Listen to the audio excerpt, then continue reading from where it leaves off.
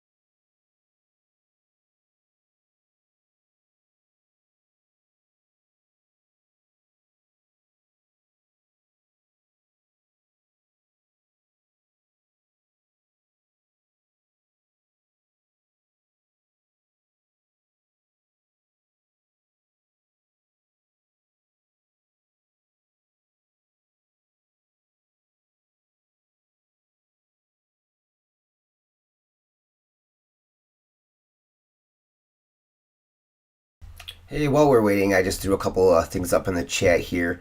Just curious, what is everyone's level of using Canva, I guess, in general, particularly with video? Have you ever used it? Go ahead and throw some of that stuff up in the chat. Maybe we can generate some ideas for everybody as they're waiting a minute or two for some more people to jump in.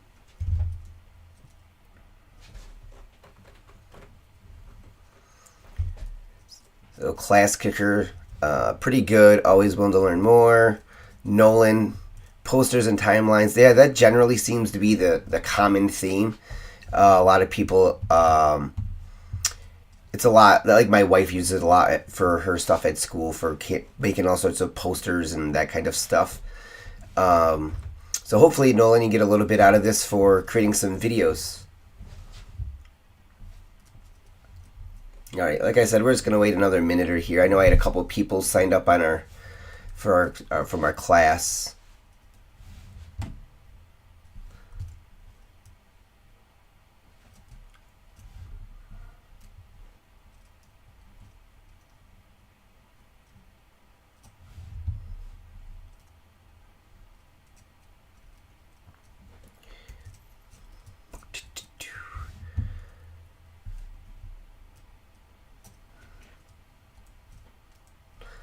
All right, I think I'm going to go ahead and get started here. It's 10:02. So with that, thank you for joining the live stream. As the title suggests, it's using Canva video to support our ELL students. The idea is really to give you some ideas how you could use Canva to create videos in general, but put that little mindset of how would that be helpful for those students you might have that are ELL students that maybe struggle to communicate a little bit. For me, the background of this comes from I have a couple of ELL students who they've had an interpreter most of the time that they're slowly trying to move away from. So we're trying to find more ways to make them feel involved in class, make sure they can communicate with us. So the first couple projects I'm going to show you or share with you are just kind of in general, and then we'll talk about maybe how we could use that with ELL students. Then I'll show you a couple quick ways of how to kind of make a video. Nothing, I wouldn't say spectacular, basic functionality. And then finally, I will share with you how to use a Translate app to maybe work a little bit more with those ELL students. So let's go ahead and get started.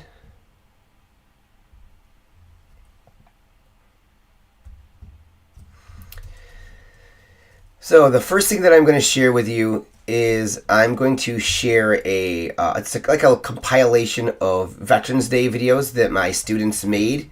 Again, all I'm really asking, as you're watching, think of how maybe you might be able to use this with some of your students.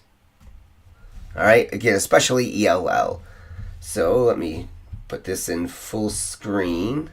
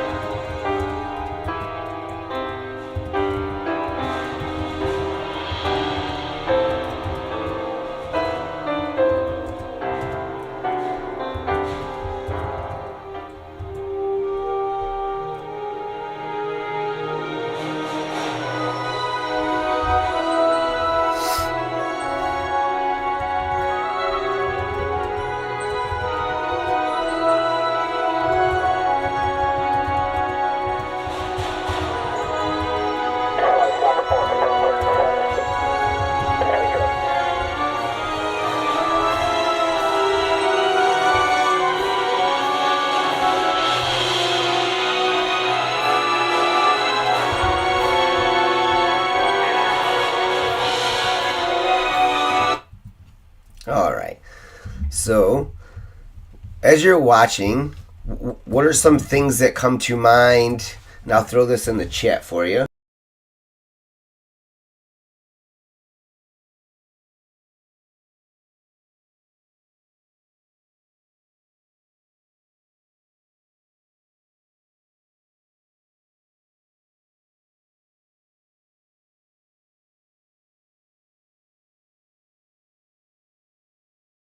Oh, sorry. So, what are some ideas that came to mind for you from watching that? As I said in the chat, this video was made. The videos are, it's a compilation of videos that were all made by students, and then the compilation itself was actually created by students. So they submitted them in. We kind of cut them up a little bit, and then they created all the transitions. You can see where they've made some mistakes along the way. I think that's part of the learning process for them. But what are some ideas, if you want to just throw those in the chat, of how could you see yourself potentially using video, maybe in your classroom?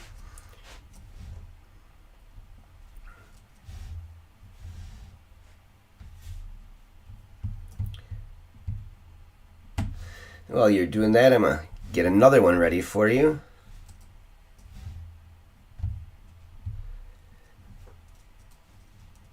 Kids don't love to share about me content verbally. That's. I wish I could say that I asked Class Kicker to throw that in the chat, because that leads into where we're going to be going later. But that's really it. A lot of kids really struggle to verbalize about themselves, whether it's embarrassment or they don't know how to share their story. So again, thinking of ELL students that may struggle to communicate, I'm going to show you how maybe we could use some of the video functionality, some apps that are part of Canva to do that. All right, so let's throw up this next one. The next one's a little bit different. This one isn't a bunch of compilation of videos. This is more like a subtle animation. Think about when you're sitting there in class and the kids are working and you have some music up. This was made by one of my students around the holiday time.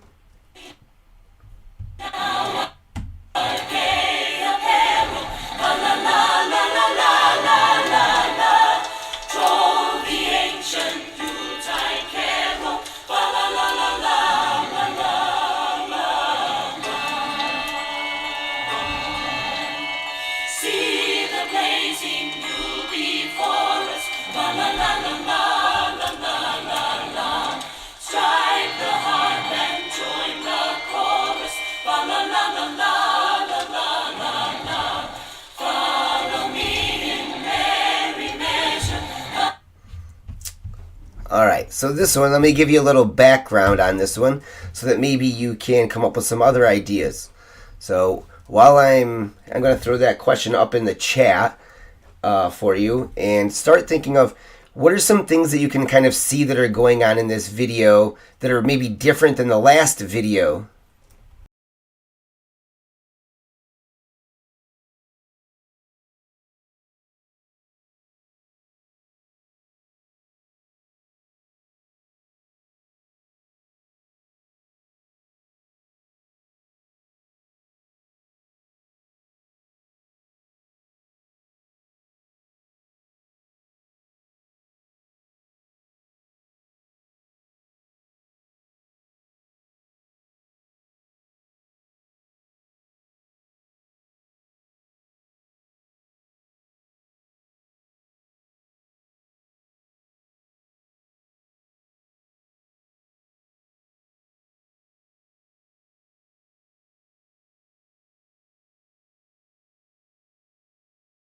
Sorry there. As I'm checking the chat, the questions are those real pictures? That was my question as well. But no, they're not. I believe they're just random images that were found on the internet. I do have a student who made his entire video. It has family pictures over top of a mantle, things of that sort. So the photos in the back stood out a little bit. Yeah, so this one is a lot of layering, which is really, really cool. So I'm going to kind of walk you through a little bit of what you could do with this in terms of creating this type of a video. So instead of using the templates where the first video was made with templates that I'll show you later, this one was made by layering some things. So if you look in the window here, and I'm just going to push play again so you can kind of see what I'm talking about one more time.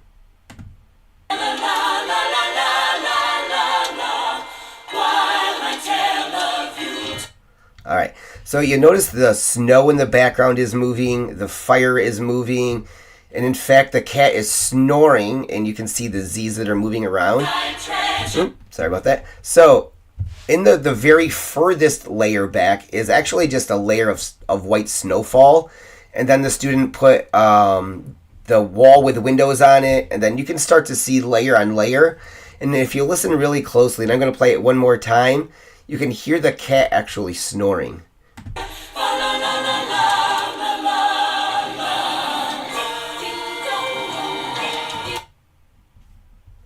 So it's really, really cool. So just some ideas of ways that you could use video beyond just maybe a template and this stringing videos together, from frame to frame. This original video idea actually comes from who's in the chat, Class Kicker, whom is my mentor, Brian Zavotek. We tried this project a couple of years ago. It's become a class favorite. Really, all we ask them to do is what comes to mind for you during the holidays and create some type of an animation. We originally started using Brush Ninja, then we found out we could create some videos within Canva, and this is kind of where it's evolved to, where we have multi-layered animation, multi-layered, if you notice down here, you can actually notice multi-layered audio files as well. So the yellow one is actually every so often is where the cat will snore. And then the student just strung it together several times just to lengthen out that video. So it's something that they've created that what we do is we actually just play these during the holiday times or when we're just working. The kids are busy doing things. I'm working with students. We throw this up on the board and they just get to watch their animations and listen to the music that they've created, which is kind of a pretty cool thing versus playing a YouTube video that somebody else has made. All right, I'm going to pause right there. I'm going to throw some a question up in the chat.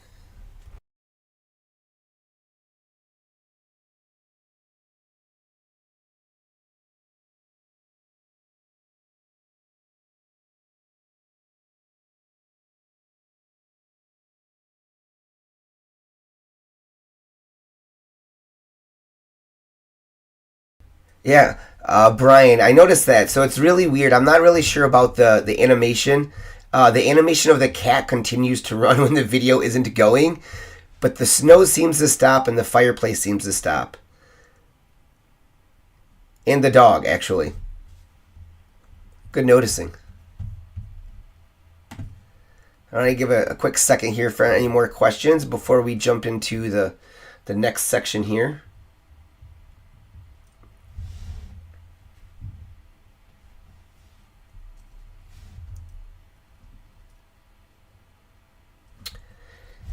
Great question, Z. Those are elements. They are not stickers. And Tony, we haven't had any issues so far. Everything that we do, we really try to stick to free apps, free everything on the Chromebook. So everything we're doing has been running on the Chromebooks. We haven't had any issues with that at all, actually. All right, so now I'm going to move back over really quick and kind of get you to the next section. This next little section, what I really want to do is kind of give you some ideas of the toolbar and what you could potentially use or how you might use some of those to create a video. And then we'll get into the last piece, which is really the focus of the ELL piece with the Translate app. So I'm going to pop back over, share my screen with you.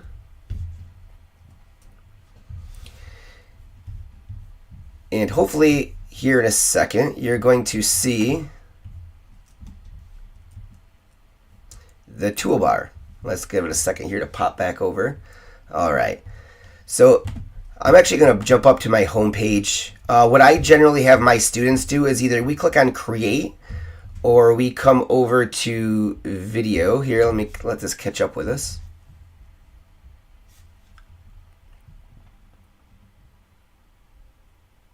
There we go. So when we go to video, we keep it in 1920 by 1080. just so that it's in, you know, high res or HD.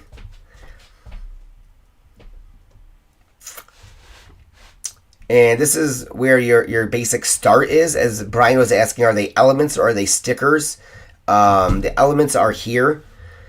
The design is what I was talking about originally. So the first video was created with a lot of templates out of the design section. Most of these kids were learning how to use it. They weren't really sure, and we generally just let them explore. So what they'll do is say they're going to do springtime, and I'm just going to type something in here, springtime. So you can see that what it does is it comes up with a lot of videos, and all the kids really were doing is they're just grabbing a video and dropping it into the timeline. So let me just search spring. Maybe I can get some better. There we go. So a lot of kids, they just grab these, they drop them in. Oh, that's not the one I want. Control Z, undo that. That's what they use for. This is actually what they use for their previews or their introductions. Sorry, let me go back over here to the design and come down here. These ones should start to be some videos. Yeah. So right here you can see how you can preview these. Oops. You can listen to them if you would like.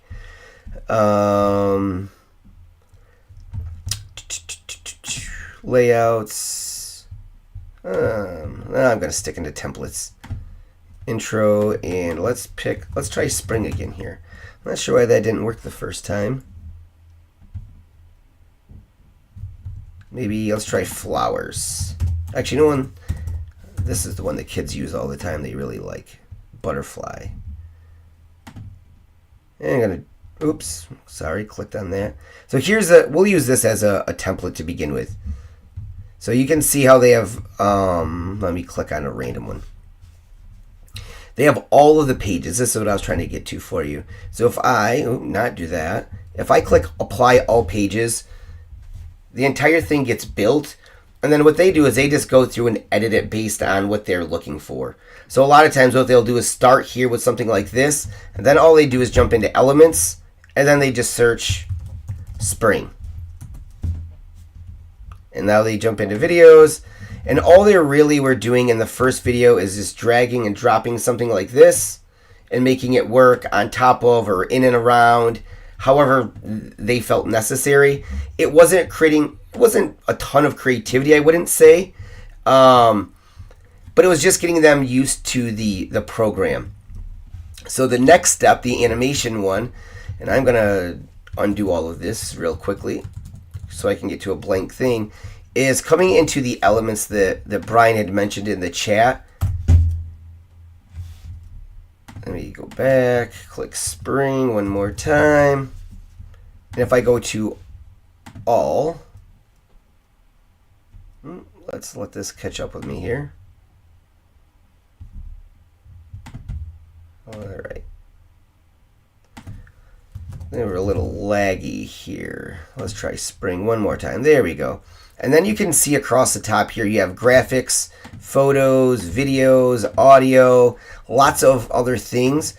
What I generally tell the students to do is stay in the all section, and then they can scroll down. So as we scroll down, you can see all of these, and then I have them choose the see all. So your graphics are just like still images, like think of like you putting into like a into a Google slide, like a little image, just a regular PNG type graphic. Photos, a lot of the kids will use these. I'm going to just give you a quick example. If you right click on this, they'll set these as their background. So then they're immobile. That way they don't keep messing around when they're starting to layer. They just use it like that. They can, again, just showing you a couple of the things that the students do. Click and zoom to resize. We can kind of drag this over. Let's go back over into elements, see all. There we go. So now this is where they'll just start, some students just start grabbing random things. Maybe they'll grab a little sunshine, resize it, throw it up here. And what I tend to notice a lot, and I do this very intentionally, is what they start doing is they put real photos in the background, and then like graphic art on top. I know they're trying to be creative, so sometimes I have to explain to them, if you're going to use graphics on one, you should be using graphics on the other. If you're going to use real images, then you really should be making that consistent connection. I'm going to pop back over to all. We've done photos, graphics, and videos. I'm going to add a new page so you can kind of see what I was talking about before. So this is the original video. This is what they were really doing a lot of, is clicking, dragging, putting it like that. And then all they would do is add a new page and then maybe go on to the next one. So in the original videos, they were just stringing a bunch of these pre-made videos together. Certainly can be done that way. Maybe a little less creativity. And then what they're doing is going in between. If you click there, you can see the transitions. And one thing that I was noticing is my students, they would put like a one here, then they would come over here, and they thought they were being really creative, and maybe this one is a dissolve. Then they would come in, add another page, and maybe they add this one, and they get it all set where they want it. And what they were doing is they thought, again, by being super creative, that the more elements they were adding, the more transitions they had, that the better that it was. So then what they were starting to see is things like this. And I push play here for a second. What you're going to notice is it will transition. And then they were just sitting here looking at flowers for 13.2 seconds. Okay, and then it would transition slowly. And what they were doing is each transition was a little bit different. So what I had to show them was, if you come in here and you click on one of these tiles, oops, here we go. We can actually shrink this down so that we can get it to be a little bit more consistent. Maybe we set each one at like 4. Grab my little tile, slide it down.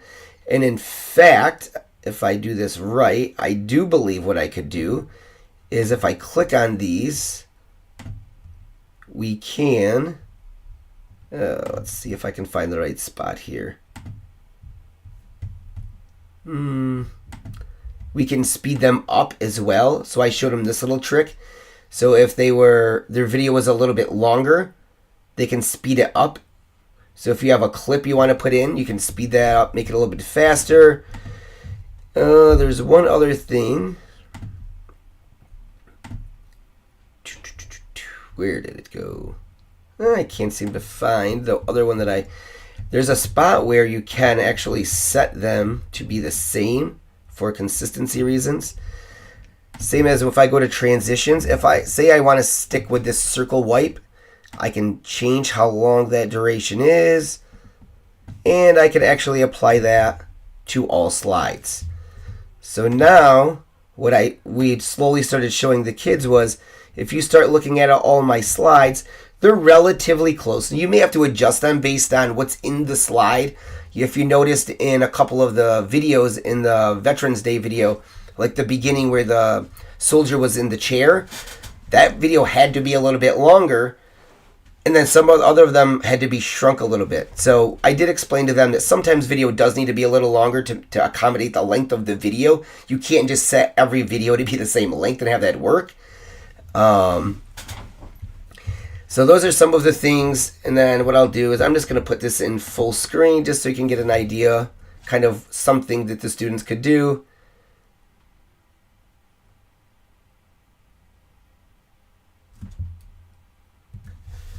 So then what I would usually get them to do is they'd have their transitions pretty much set, they'll have their videos pretty much set, and then I'll let them come back over. And I just remind them to go to all is generally easier. Go to see all.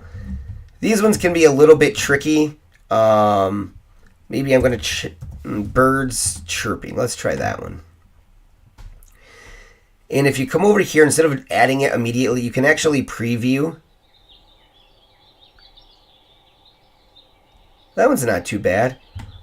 So what I'm going to do is I'm just going to click, I'm going to drag that, drop it right here, slide it to the beginning, pause that because we don't need that any longer.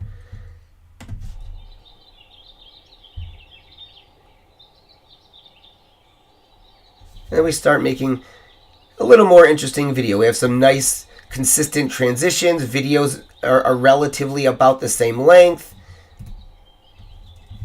So in general, that's a basic video. That's kind of what the kids did for the very first one.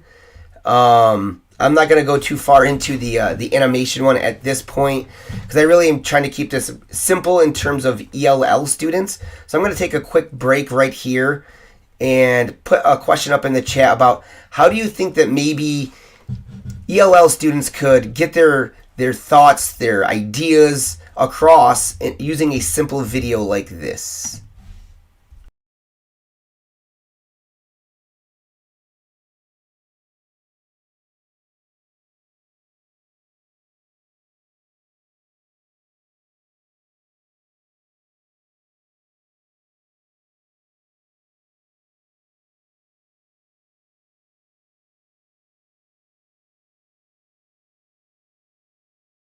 I'm going to throw that question in the chat, but go ahead and throw some ideas in there. What are some topics even maybe that you think would be useful for an ELL student that maybe couldn't maybe explain exactly what they were thinking through words, or maybe again, like I said, in my case, my translator isn't in the room anymore because they're trying to get the students to work without her in the room.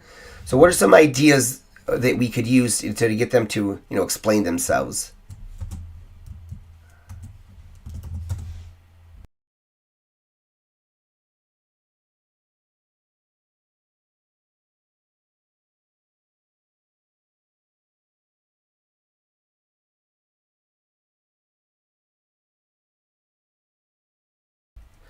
All right, love the freedom to fail first. Seems like a great way. Yeah. So Brian, we, as you know, in our class, we generally have a 3-phase kind of approach to most of our topics, and that approach generally is figure it out. Instead of going class by class and getting kids to sit and listen, if you will, we just let them explore and figure out what they can do and can't do. It just does. I feel like sometimes when we start telling what we really want them to do, it stifles creativity. So a lot of times our very first phase is we just let them explore and really just make anything that comes to mind.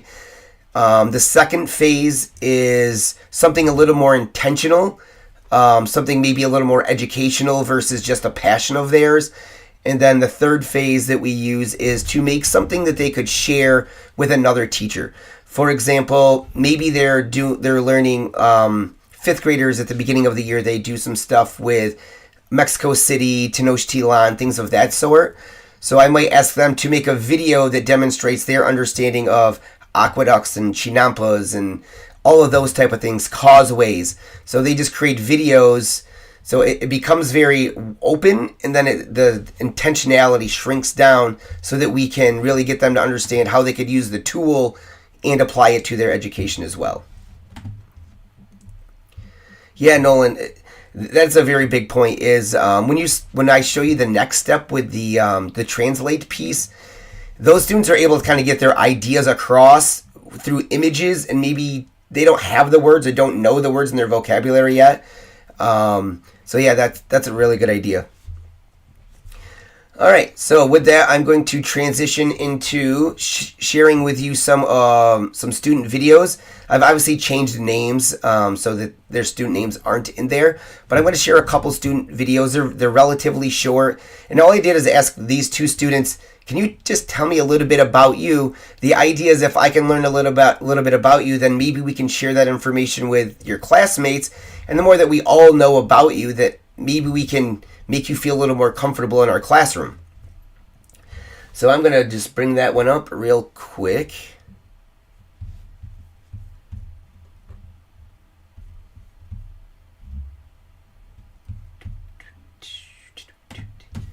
And Oop.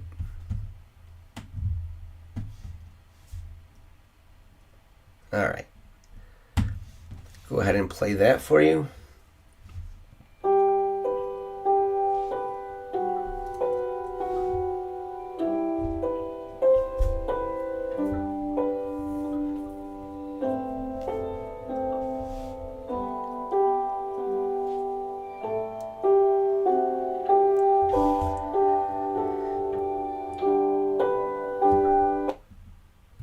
All right, and let's go ahead and pop up the second one. And as they're not very long, but it's an opportunity to learn a little bit about the students. So while we're waiting for that second one, I'm going to throw up a quick question in the chat of how do you see yourself using this with ELL students?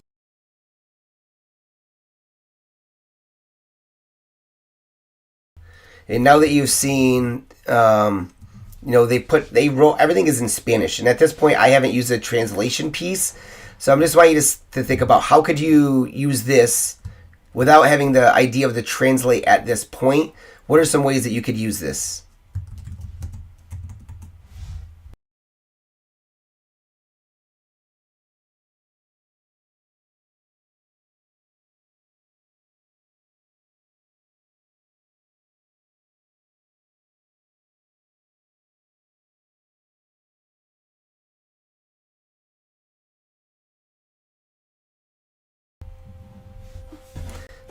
While you're watching, think about the question I put in the chat.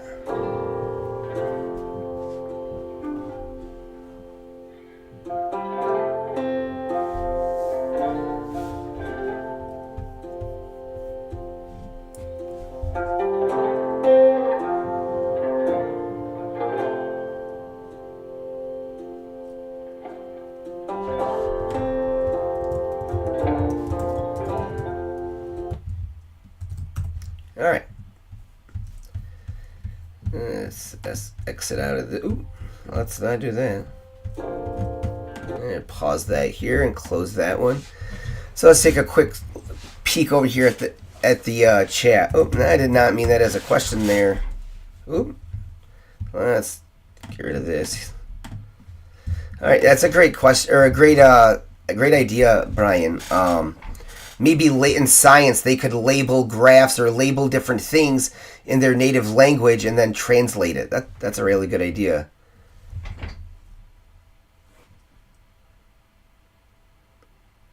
Yeah, no, that's right. As an about me project, things of that sort. All right, so I'm gonna actually bring back up this one, the very first student video that was in Spanish. There's once it shows back up here and the lag catches up with me. When I first got these videos from these students, what I had myself do was instead of immediately translating them so that I knew what was in there, I just watched the video back, tried to do my best at figuring out what it might say, to try to put myself in their shoes when I'm putting things on the board or when I'm talking, and they might not have any idea what is going on. So I wanted to kind of get that experience of what they might, be experiencing. There's some context clues that I might be able to take away, but I wasn't really 100% sure. So when I got to this last one, that was kind of like a little paragraph, I really had no context clues. I wasn't really sure what was going on. So when I go back and I translate it, it's really kind of a cool paragraph. All right. So the last little piece here, the translation piece. Over on this side, hopefully this lag catches up. Over on the side here in your apps, you can search translate. Usually it'll pop right up here. Don't do the translate now, just search translate and hit enter. And it's this one that looks like this little icon right here. As you can see, I've been using it, so that it's down here already for me. So what I'm going to do is I'm going to click translate. And in the settings, you can have it duplicate. At first, I wasn't sure why I would want it to do that. But then as I used it, what I realized was what it's going to do is it's going to duplicate each slide. And then each slide will have the Spanish version and then the English version, which is awesome. I love it. It it lets the kids' thoughts still come out in their native language, but then the rest of my students get an opportunity to read it in their language before going to the next one. So I actually leave that on. Then I come over to translate to. I'm going to translate it to English. Leave it at the original. And I'm going to do translate pages. You could select just particular text from a certain page. I'm going to do translate pages. And I'm going to choose all of my pages so that it does my entire, or it does the entire video. And then I'm going to translate. All right. And now I'm going to play this back so that you can see the kind of the difference from the original where it didn't have the English in it to now it has Spanish and English.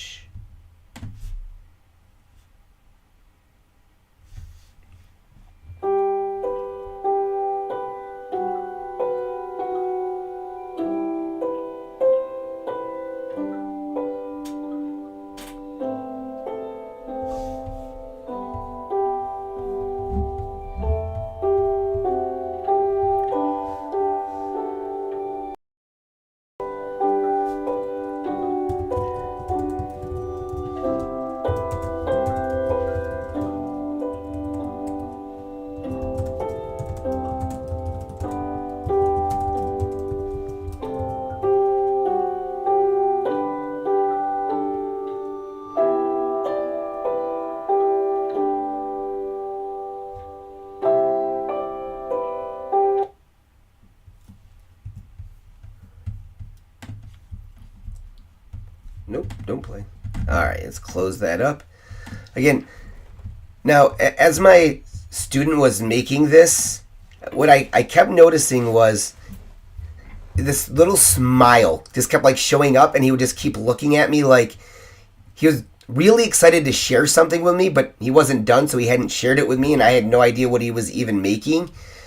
And then when he actually shared it with me, again, he doesn't speak any English. So he just came up, showed me his computer that he was all done, which I knew he was done because he had actually, you can use a little share button right up here, and he had actually shared it with me previously. So I knew that he was done, but the smile on his face, just that, almost like he felt like much more accepted as a part of our classroom, that he got to tell us a little bit about him in his language. It was just, I don't know, incredibly powerful. So kind of as I'm wrapping up here a little bit, I'm going to throw another question in the chat, just about what are some final ways, I guess, that, or some experiences that you've had, even if it's not through translation, but what are some other ways that you've experienced that I guess connection with a student where they've been able to finally come out of their shell, if you will, share something with you, and you finally made enough of a connection where all of a sudden the walls kind of come down and you're getting work out of them, or you're getting things from them that you hadn't previously got out of them. So what are some other things that you guys are doing beyond maybe using translation, or in this case using a video? I'll throw that up in the chat for you real quick.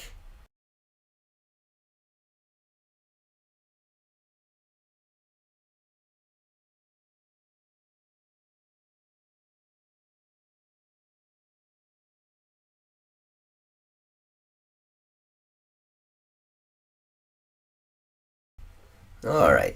Yeah, so what are some connections that what are some projects that you guys have done to make connections with your students? Again, it doesn't have to be ELL students, just students in general. I think it's, to me, probably the most powerful thing that we can do as an educator is make those connections with students. And again, as you make connections with students, walls come down, and then again, you just get all sorts of better work out of them. So what are some ideas or some things that you guys have done?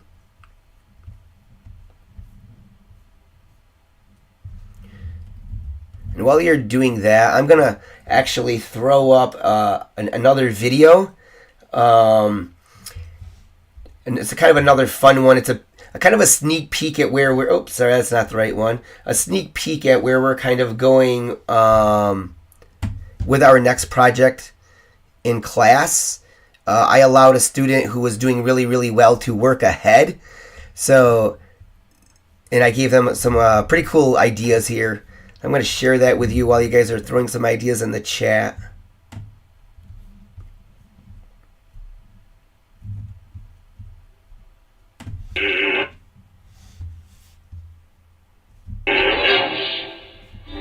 I wouldn't touch you with a 39.5-foot pole.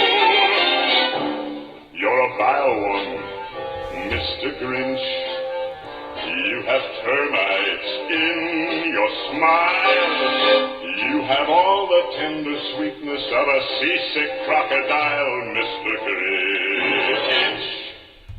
Given the choice between the two of you, I'd take the seasick crocodile. You're a foul one, Mr. Grinch. You're a nasty, wasty skunk.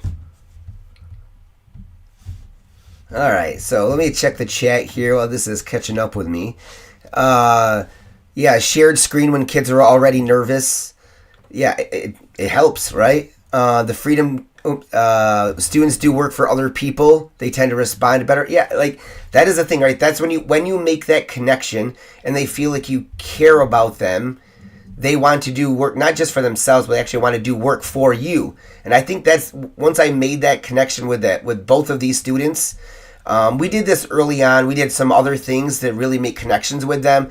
We tried iPads with communication. We really did everything that we could do. And then when I stumbled across this maybe a month or so ago, it really helped to change that relationship. And in fact, when we did the next project, they did 2 or 3 different projects just because they wanted to keep coming up and communicating and showing me what they had accomplished. Nolan, when I was a student teaching in Native American population. Yeah, again, relating to these students, we recently were watching videos about Mesoamerica, and when maps would come up, you could kind of see their eyes light up, and they were trying to point on the map where they were kind of from.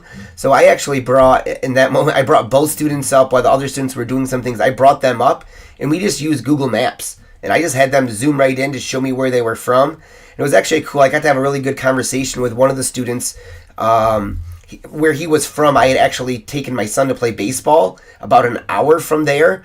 So to make that little connection that I'd kind of been to where he was from, again, it all adds up. It all makes a little bit of a difference just so you can make that connection and they know that you care about them.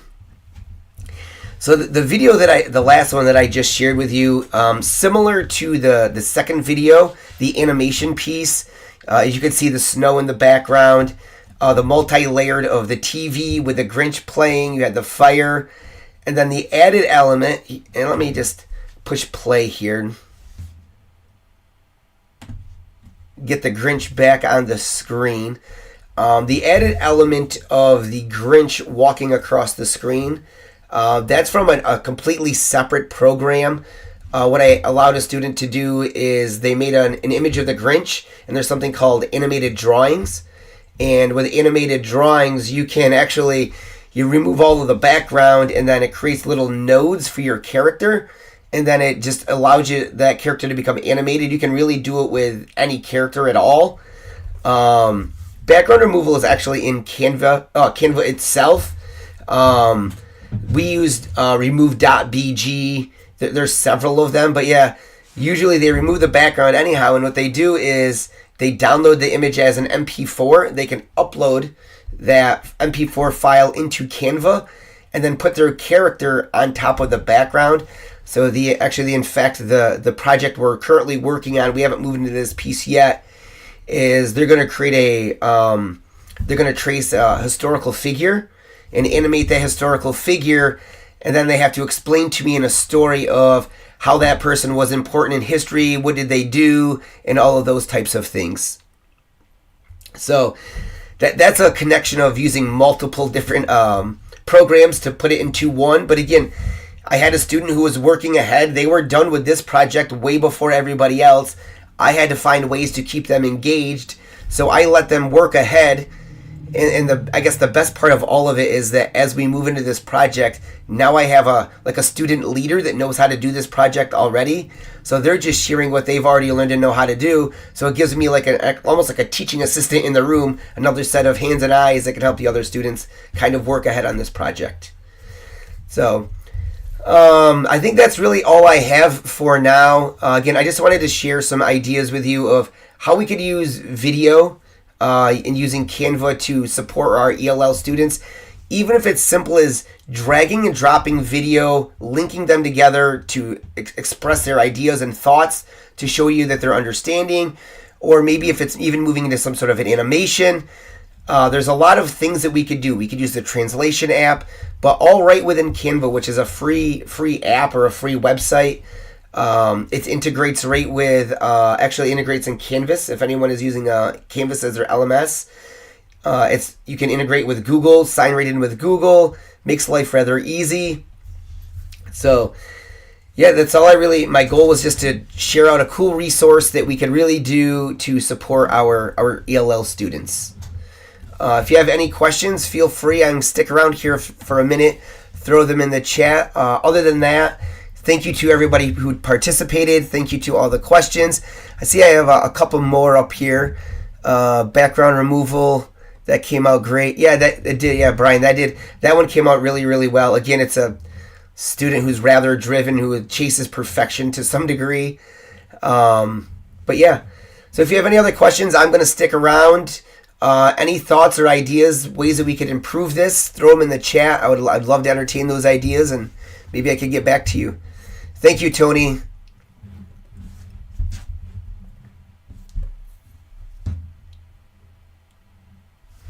Thanks, Nolan.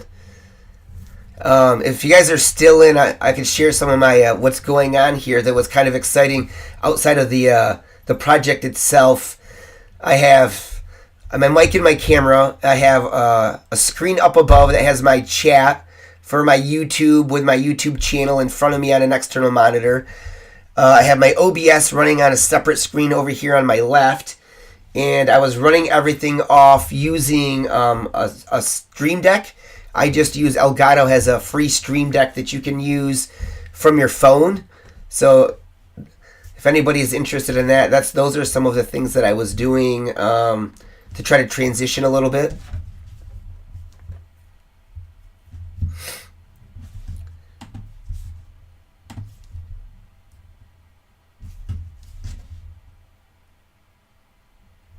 All right, I don't see many more questions. I'm going to end it here again. Thank you for coming. If you have any questions, I'm going to throw my my email up here, joe1010@gmail.com. If you have any questions, ideas, thoughts, feel free to email me. I'll leave that in the chat. Again, thanks for everyone for coming. Have a great day, and if you're going on break, enjoy your breaks.